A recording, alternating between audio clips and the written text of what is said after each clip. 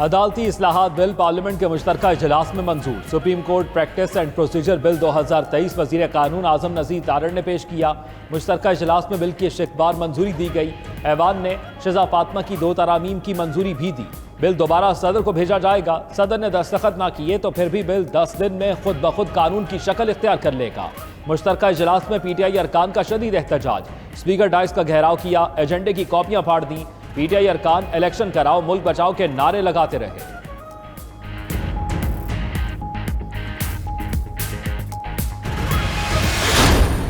We can request the Prime Minister for a dialogue with the opposition, with anybody he wants to, but they have to come to him. He is the Prime Minister. The government of its time, led by the Prime Minister, is the only valid authority to do a dialogue with them. Opposition को मुज़ाकरात के लिए वज़ीर आज़म के पास आना होगा। साबिक सदर आसिफ अली ज़रदारी का आइन की गोल्डन जुबली पर कौमी असम्बली में कन्वेंशन से खिताब। बोले कि वज़ीर आज़म शहबाज शरीफ से दरख्वास्त है कि हिज़्ब इख्तिलाफ से मुज़ाकरात करें। आइन को कुछ नहीं होगा, उसके साथ खिलवाड़ नहीं करने देंगे। बीबी साहिबा की शहादत पर पाकिस्तान खप्पे का नारा लगाया। आइंदा नस्लों के लिए टूटा पाकिस्तान छोड़कर नहीं जाएंगे। पहली दफा नहीं हुआ, कोर्ट ने नोटिस दिया। बीबी को रात के 12 बजे उठाकर जेल में डाला गया।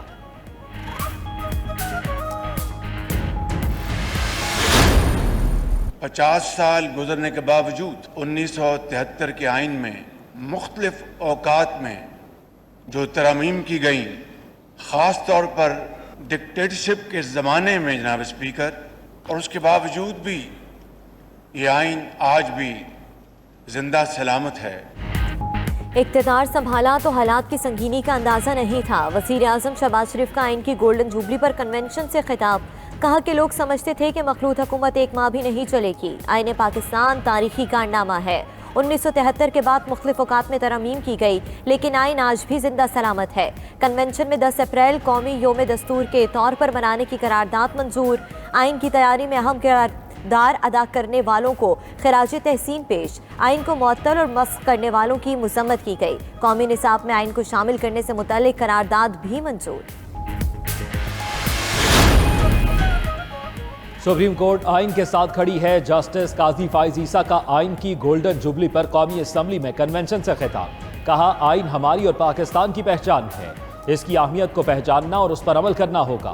पार्लियामान और ब्यूरोक्रेसी का मकसद लोगों की खिदमत होना चाहिए। बहुत सी सियासी बातें हुई, उनसे इत्तफाक नहीं करते। गलतियों और कोताहियों से सीख कर ही आगे बढ़ा जा सकता है। कानून बनाना पार्लियामेंट का और उसके मुताबिक फैसले करना अदालत का काम है। आइन के 50 साल मुकम्मल होने पर कन्वेंशन के लिए साबिक वजीर आजम और तमाम जजों को भी दावत दी गई थी। हमने ये भी देखा कि लोगों की करोड़ों की जायदादें जो हैं उनके फैसले 184(3) में कर दिए गए, और ये बारहा मुतालबा आया कि इसमें अपील का राइट होना चाहिए। ये बेनिफिशियल लेजिस्लेशन है जो किसी एक शख्स को, 2 को नहीं, ये उन एग्रीव्ड लोगों को एक लीगल रेमेडी है। फैसला फिर सुप्रीम कोर्ट ने करना है, किसी और ने नहीं करना। वज़ीर कानून आज़म नज़ीर तारड़ ने कहा कि जो अरकान सीढ़ी पर बैठकर जो एहतजाज कर रहे हैं वो अपनी कम इल्मी का सबूत दे रहे हैं। सदर ने जो एतराज़ किए वो पार्लियामान के कानून साजी के इख्तियार पर सवाल उठाया। सदर एक सियासी जमात के कारकुन के बजाय सरबराह मुमलिकत के तौर पर किरदार अदा करें। सुप्रीम कोर्ट के रूल्स आमिर के दौर में बनाए गए थे। नए कानून के जरिए सुप्रीम कोर्ट के इख्तियारात कम नहीं कर रहे, बढ़ा रहे हैं। पहले जो काम के लिए चीफ जस्टिस कर रहे थे, अब वो 3 सीनियर तरीन जज करेंगे। फवाद चौधरी ने आइन की गोल्डन जुबली को आइन की बरसी करार दे दिया। अदालती इस्लाहात बिल को मुस्तरद भी कर दिया। रहनुमा PTI ने कहा कि हुकूमत ने सुप्रीम कोर्ट को बतौर इदारा खत्म करने की कोशिश की। पार्लियामान तब ताकतवर होती है जब अवाम उसके पीछे हो। लोटों के वोटों से कानून बनाना कोई अहमियत नहीं रखता। अवाम की ताकत सुप्रीम कोर्ट के पीछे है। ये बिल सिर्फ रद्दी की टोकरी में जाएगा। चौधरी परवेज इलाही ने कहा कि पीपल्स पार्टी आइन बनाने का दावा करती है तो इसे आइन तोड़ने की साजिश में शरीक नहीं होना चाहिए। 1 साल का सबक यही है कि शहबाज शरीफ और पाकिस्तान अब एक साथ नहीं चल सकते।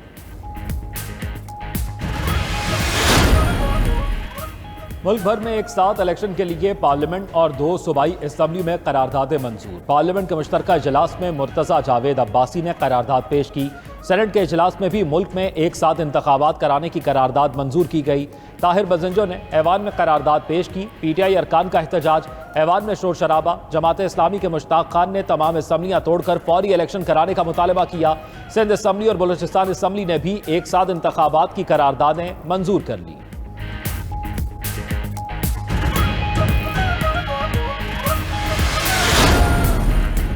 इलेक्शन कमीशन ने पंजाब में इंतखाबी तारीख आगे बढ़ाने का इख्तियार मांग लिया। चीफ इलेक्शन कमिश्नर का स्पीकर कौमी असम्बली और चेयरमैन सेनेट को खत।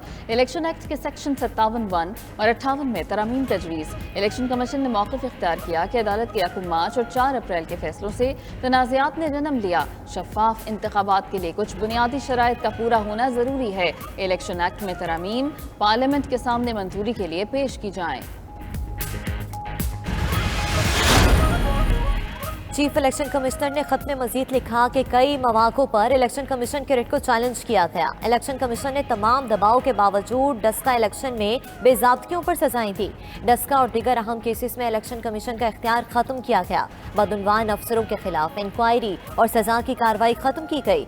तौहीन इलेक्शन कमीशन की कार्रवाई पर भी बार बार हुक्म इम्तनाई दिए गए। ब्यूरोक्रेसी को पैगाम दिया गया कि बदउनवानी करेंगे तो इलेक्शन कमीशन कुछ नहीं बिगाड़ सकता।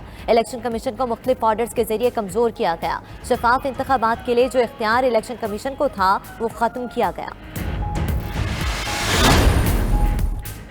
इलेक्शन अखराजात बिल कौमी असम्बली में पेश। स्पीकर ने कायमा कमेटी के सपुर्द कर दिया। 5 शिकों पर मबनी बिल कायमा कमेटी बराए खजाना में जेर बहस आएगा। केपी और पंजाब में इलेक्शन कमीशन को अखराजात की अदायगी विफाक फंड के तहत लाजमी अखराजात की मद में होगी। कौमी असम्बली, बलूचिस्तान और सिंध असम्बली के बगैर पंजाब और केपी में आम इंतखाबात के बाद यह कानून खत्म हो जाएगा। सुप्रीम कोर्ट ने 21 अरब रुपए जारी करने का हुक्म दिया। विफाकी काबीना ने इलेक्शन अखराजात बिल पार्लियामेंट भेजने की मंजूरी दी थी।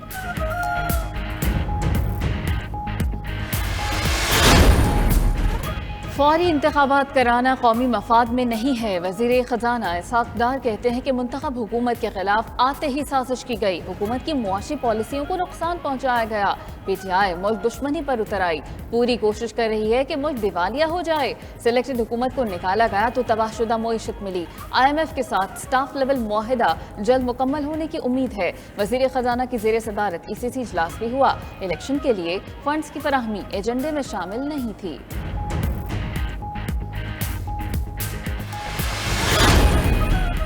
आइन वो जंजीर है जिसने पाकिस्तान को जोड़ रखा है। वज़ीर ख़ारिजा बिलावल भुट्टो का कौमी असम्बली के ख़ुसूसी इजलास में इजहार ख्याल। कहा कि आज हर पाकिस्तानी के लिए तारीखी दिन है। आईने पाकिस्तान वफाकी इकाइयों को एक लड़ी में परोता है। हुकूमत में उनकी मुखालफत दुश्मनी की हद तक नहीं जाएगी।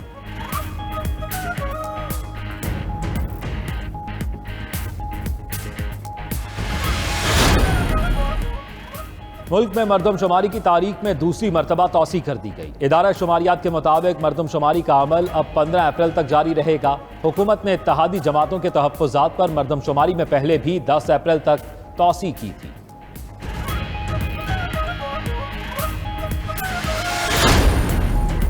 जस्टिस काजी फाइज ईसा के खिलाफ क्यूरेटिव रिव्यू पर फैसला महफूज। चीफ जस्टिस उमरता बंदयाल ने चैम्बर में हुकूमती दरखास्त पर समाअत की। अटॉर्नी जनरल मंसूर उस्मान आवान ने दलाइल दिए। चीफ जस्टिस क्यूरेटिव रिव्यू पर तहरीरी हुक्मनामा जारी करेंगे।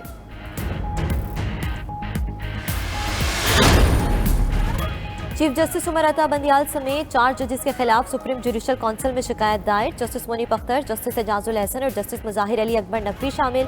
शिकायत सलमान डोगर एडवोकेट ने दायर की। मौक़िफ़ इख्तियार किया कि चीफ जस्टिस समेत 4 जज मिसकंडक्ट के मुर्तकिब हुए। आर्टिकल 209 की खिलाफ वर्जी पर 4 जजों को ओहदे से हटाया जाए। तोशाखाना की तफसीलात पब्लिक करने का फैसला चैलेंज। लाहौर हाई कोर्ट में वफाकी हुकूमत की दरखास्त पर समाअत। जस्टिस शाहिद बिलाल हसन ने इस्तफसार किया, इससे पहले का रिकॉर्ड कहाँ है। हुकूमती वकील ने बताया रिकॉर्ड उनके पास नहीं है। जस्टिस शाहिद बिलाल ने कहा हुकूमत के पास रिकॉर्ड होना चाहिए। बड़े बड़े फंसेंगे। अवाम की हुकूमत अवाम के लिए है। अदालत ने 1947 से 2001 तक का रिकॉर्ड तलब कर लिया। सिंगल बेंच ने 1990 का बाद का रिकॉर्ड पब्लिक करने का हुक्म दिया था।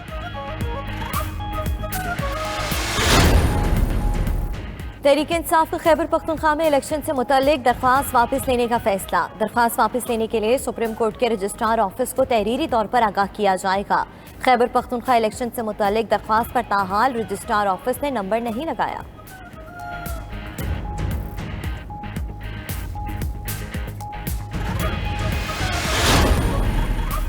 मुस्लिम लीग नून की चीफ ऑर्गेनाइजर मरियम नवाज की उम्रा की अदायगी के लिए आज रवानगी। मरियम नवाज रमजानुल मुबारक का आखिरी अशरा सऊदी अरब में गुजारेंगी। साबिक वजीर आजम मियां नवाज शरीफ भी रमजानुल मुबारक के आखिरी 10 रोज सऊदी अरब में रहेंगे। कायद मुस्लिम लीग नून नवाज शरीफ कल लंदन से सऊदी अरब रवाना होंगे।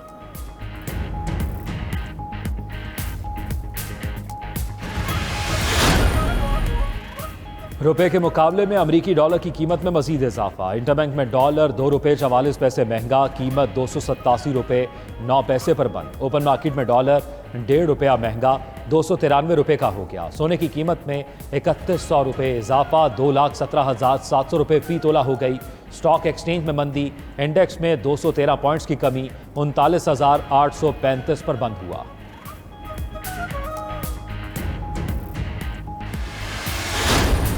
$92 न्यूज़ की अफ्तार ट्रांसमिशन रहमत रमज़ान, बदनज़र, हसद और बदशुगनी के मौजू पर बातचीत। मुमताज़ एंकर जुनैद इकबाल ने मेज़बान के फ़राइज़ सर अंजाम दिए। गुलाम मोइनुद्दीन निज़ामी, मुफ्ती फारूकुल कादरी और मोहम्मद आसिम महारवी ने शिरकत की।